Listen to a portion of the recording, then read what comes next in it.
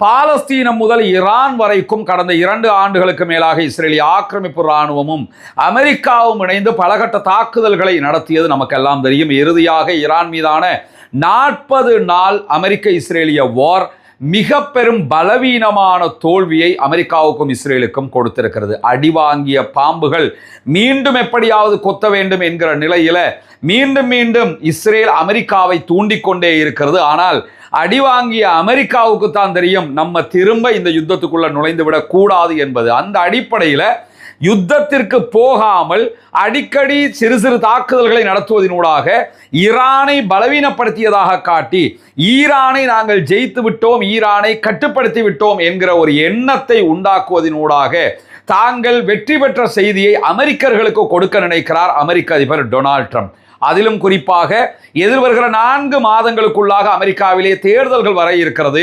அந்த தேர்தல்களுக்கு முன்பதாக நடத்தப்படுகிற உள்கட்சி தேர்தல்கள் எல்லாவற்றிலுமே அமெரிக்க அதிபருடைய கட்சியிலேயே அமெரிக்க அதிபருக்கு எதிர்ப்பு வலுக்கிற அதே நேரம் அமெரிக்க அதிபருக்கு எதிராக இருக்கக்கூடிய ஜனநாயக கட்சியினுடைய வேட்பாளர்கள் பாலஸ்தீன ஆதரவாளர்களாக தங்களை வெளிப்படையாகவே அடையாளம் காட்டினாலும் அவர்கள் தற்போது தேர்தல்களில் உள்கட்சி தேர்தல்களில் வெற்றி பெற்று வருகிறார்கள். எனவே பாலஸ்தீனத்திற்கு ஆதரவான நிலைப்பாடுகள், ஈரானுக்கு ஆதரவான, குறிப்பாக ஈரான் விவகாரத்தில் அமெரிக்காவுக்கு எதிரான நிலைப்பாடுகள் எல்லாம் அமெரிக்க அதிபருக்கு மிக பெரும் பின்னடைவை கொடுத்து கொண்டிருக்கிறது. இந்த நிலையில தான் எப்படியாவது ஈரானை கண்ட்ரோல் பண்ண நினைக்கிறார் அமெரிக்க அதிபர் டொனால்ட் ட்ரம்ப். ஆனால் இன்றைக்கும் வெளியாகி இருக்கக்கூடிய செய்திகள் அமெரிக்க அதிபருக்கு நற்செய்தியாக இல்லை என்பதை நாம் புரிந்து கொள்ள வேண்டும்.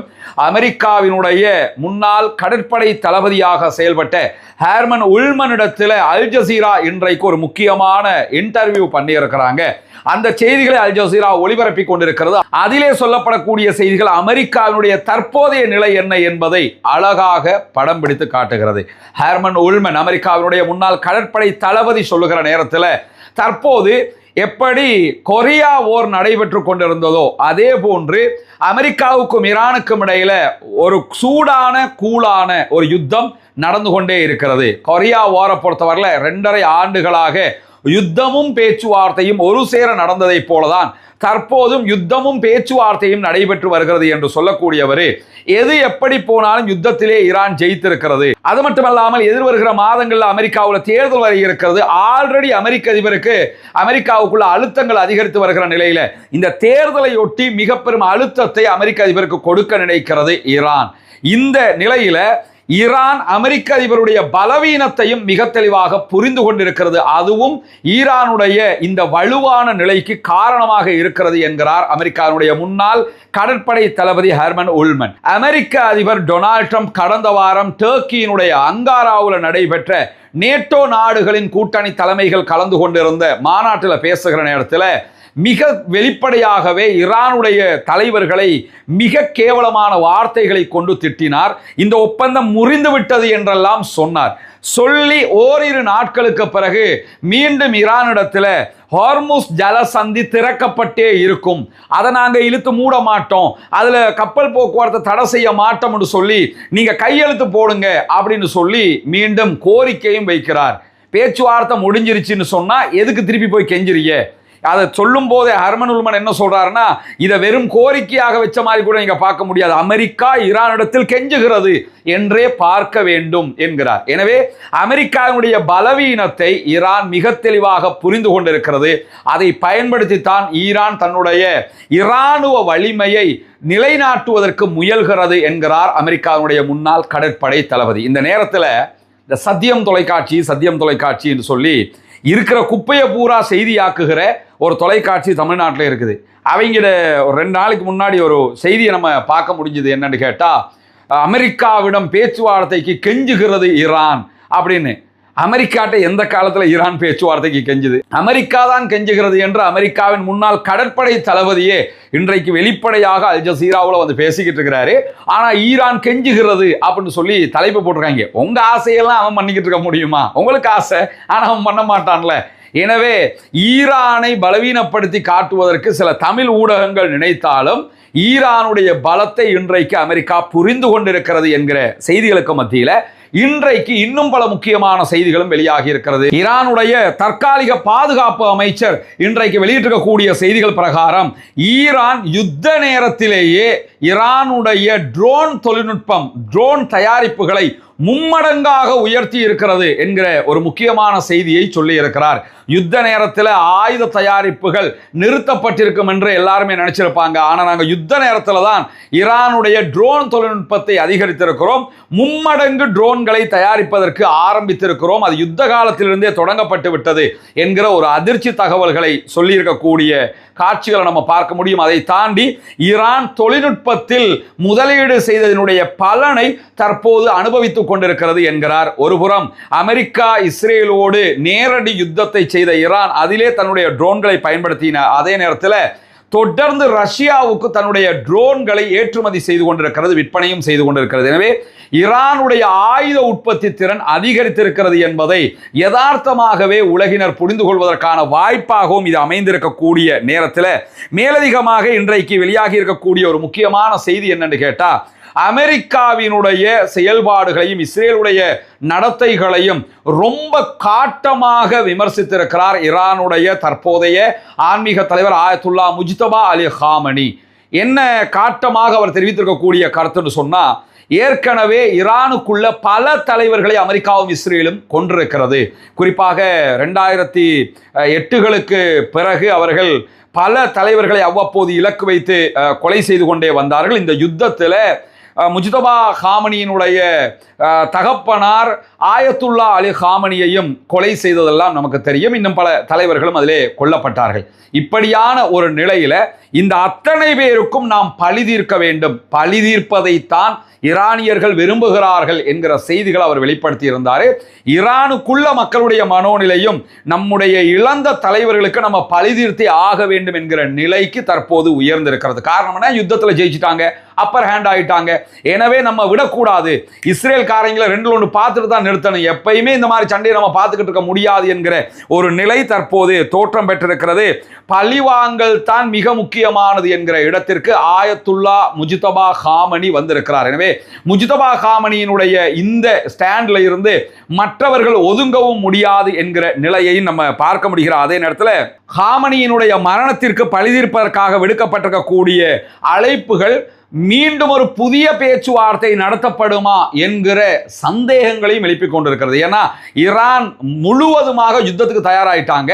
அப்படி இருக்கும்போது எதுக்கு பேச்சுவார்த்தைக்கு போவாங்க? பேச்சுவார்த்தைக்கு போறதுக்கு வாய்ப்பு கிடையாது என்கிற நிலையில யார் பதவியில் இருந்தாலும் இஸ்ரேலையும் அமெரிக்காவையும் பழிவாங்க வேண்டும் என்பதுதான் ஈரானியர்களுடைய தற்போதைய நிலைப்பாடாக இருக்கிறது என்று சொல்லக்கூடிய அல் ஜசீரா, ஈரானியர்கள் இஸ்ரேலியர்களை குறிப்பாக பழிவாங்குவதை யாரும் தவிர்க்கவே முடியாது என்கிற அளவுக்கு நிலைமை மாறி இருக்கிறது. எனவே புதிய பேச்சுவார்த்தைகள் விரைவில் நடைபெற இருப்பதாக அமெரிக்கர்கள் கூறுகிறார்கள். ஆனால் ஈரானியர்களோ இல்லை, பேச்சுவார்த்தைகளே கிடையாது, பழி வாங்கணும் என்பதில் உறுதியாக இருக்கிறாங்கிறத ஈரானுடைய ஊடகங்களை பார்க்கும் போதே தெரிந்து கொள்ள முடியும் என்று அல் ஜசீரா ஈரானுடைய ஊடகங்களை சுட்டிக்காட்டி தகவல் சொல்லுகிறார். அதே நேரத்தில் பேச்சுவார்த்தைகள் மீண்டும் தொடங்க வேண்டும் என்று ஈரான் அமெரிக்காவிடத்தில் கோரிக்கை விடுத்திருக்கிறது என்கிற செய்திகள் வெளியாகி பல ஊடகங்களும் செய்திகளாக அதை போட்டுக்கிட்டு இருந்தன. அதை ஒட்டித்தான் கெஞ்சுகிறது, கதறுகிறது, அழுகிறது என்றெல்லாம் இந்த சத்தியம் தொலைக்காட்சி மாதிரி ஒன்றுக்கு உதவாத குப்பைகளை செய்தியாக்கக்கூடிய தொலைக்காட்சியும் செய்தி போட்டிருந்தது.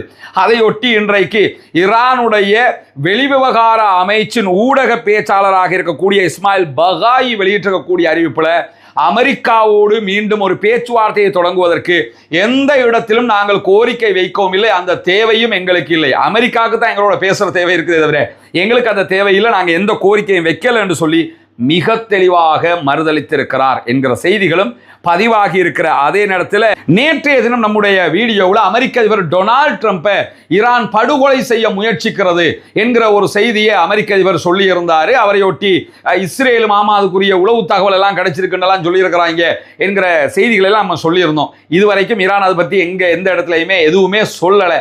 ஆனா இன்னைக்கு மீண்டும் அமெரிக்க அதிபர் அது சம்பந்தமாக பேசி இருக்கிறாரு. என்ன காரணம் என்று கேட்டா, ஈரானை ஜெயிக்க முடியல, ஈரானை தோக்கடிக்க முடியல, நம்ம வாங்கிட்டு வாங்கிட்டோம், இப்ப அனுதாப அலையம் உண்டாக்கணும் அமெரிக்கா மக்களுக்கு மத்தியில. என்ன கொல்ல நினைக்கிறாங்க பாத்தீங்களா, உங்களுடைய அதிபரை கொல்ல பார்க்கிறார்கள், இது சரிப்பட்டு வருமா என்கிற அந்த நெகட்டிவ் ப்ரமோஷன் ஒன்றை எடுத்துக்கிறதுக்கான ஒரு முயற்சியை செய்ய ஆரம்பித்திருக்கிறார் அமெரிக்க அதிபர் டொனால்ட் ட்ரம்ப். இன்றைக்கு அவர் எடுத்திருக்கக்கூடிய அறிவிப்பில், என்னை கொலை செய்தால் 1000 ஏவுகணைகள் ஈரானை துளைத்தெடுக்கும், ஈரானை முற்றுமுழுதா அமெரிக்கா அழிச்சிரும், அதற்கு நான் இப்பவே ஆர்டர் போட்டு வச்சிருக்கிறேன், என்னை கொண்டா நீங்க ஆக்களை அழிச்சிருனே அப்படின்னு சொல்லி நான் இப்ப சொல்லி வச்சிருக்கிறேன் அப்படின்னு சொல்லி இன்றைக்கு அமெரிக்க அதிபர் டொனால்ட் ட்ரம்ப் விடுத்திருக்கக்கூடிய அறிவிப்புல சொல்லி இருக்கிறாரு. அவருடைய ட்ரூத் சோஷியல் பக்கத்தில் அவர் விடுத்திருக்கக்கூடிய அறிவிப்புல என்ன சொல்றாருன்னு கேட்டா, நாங்க எங்களுடைய ராணுவம் ஈரான் பக்கம் ஏவுகணைகளை திருப்பி வைத்திருக்கிறது, ஒரே நேரத்தில் 1000 ஏவுகணைகள் ஈரானுக்கு சென்று தாக்குதல்களை நடத்தும், நான் செத்துட்டேன் அல்லது என்னை கொலை செய்ய முயற்சித்தார்கள் என்கிற தகவல் கிடைச்சாலே போதும், அமெரிக்க ராணுவம் 1 வருஷத்துக்கு தொடர்ந்து ஈரான் மேல குண்டு போடும் என்கிற விதமான தகவல்களை அவர் வெளியிட்டிருக்கக்கூடிய செய்திகளை பார்க்க முடியும். அமெரிக்க அதிபரை பொறுத்தவரையில அவர் சீரியஸா சொன்னாலே சிரிக்கிறாங்க, இப்ப சிரிப்பு காட்டுற மாதிரி சொல்லும் போது சீரியஸா பார்ப்பாங்களாங்கிற கேள்விகள் இருக்கிறது. அவரை பற்றி உலகமே மிக தெளிவாக புரிந்து கொண்டிருக்கக்கூடிய நிலையில தான் இந்த செய்திகளை அவர் வெளியிட்டிருக்கக்கூடிய நேரத்தில் இன்றைக்கு ஈரானுக்கான ஐநாவினுடைய தூதுவர் விடுத்திருக்கக்கூடிய அறிவிப்பில், அமெரிக்காவினுடைய யுத்த நிறுத்த மீறல்கள் தொடர்ந்தால் நாங்கள் அமெரிக்காவோடு செய்து கொண்ட ஒப்பந்தத்தை துளியும் மதிக்க மாட்டோம், தூக்கி குப்பையில் வீசி விடுவோம் என்கிற செய்தியை உறுதிபட தெரிவித்திருக்கிறார். அமெரிக்காவுடைய தாக்குதல்கள் நிறுத்தப்பட வேண்டும். ஆல்ரெடி ஈரானுடைய சில தீவுகளில் அமெரிக்கா தாக்குதல்களை நடத்தியது. இது மாதிரி திரும்ப தாக்குதல்கள் நடத்தினாங்கன்னு சொன்னா இந்த ஒப்பந்தம் கடாசி கிழித்து எறியப்படும் என்கிற செய்திகளை இன்றைக்கு ஈரானுடைய ஐநாவுக்கான தூதுவர் சொல்லியிருக்கக்கூடிய செய்திகள் வெளியாகி இருப்பதை நம்ம பார்க்க முடிகிற அதே நேரத்தில் இன்றைய நாள் ஈரானுடைய ஃபாரின் மினிஸ்டர் அப்பாஸ் அராக்சி ஓமானில் தரையிறங்கி இருக்கிறார். ஓமானுக்கு அவசரமாக பயணம் மேற்கொண்டிருக்கிறாரு. ஹார்முஸ் நீர்ப்பரப்பில் பாதுகாப்பான பயணத்தை மீட்டெடுப்பதும் ஓமானோடு இணைந்து செயல்படுவது தொடர்பாகவும் பேச்சுவார்த்தைகள் நடத்துவதற்காகத்தான் அவர் சென்றிருக்கிறார் என்கிற செய்திகள் வெளியாகி இருக்கக்கூடிய சூழல்ல, அமெரிக்காவினுடைய தாக்குதல்களால் சேதமடைந்த சீனாவுக்கும் ரஷ்யாவுக்கும் இடையிலான தொடர்பை ஏற்படுத்தி வைத்திருக்கக்கூடிய ஈரானுடைய ரயில் பாலம் 24 மணி நேரங்களுக்குள்ளாக சரி செய்யப்பட்டு விட்டது. எனவே பயணம் வளமை போன்று மேற்கொள்ளப்படுகிறது என்கிற செய்திகளையும் இன்றைக்கு ஈரான் விடுத்திருக்கக்கூடிய செய்திகளாக நம்ம பார்க்க முடியும். எனவே ஈரான் தொடர்ந்து தன்னுடைய பலத்தை நிலைநிறுத்துவதற்கு முழுமையான தயாரிப்போடு இருக்கிறது.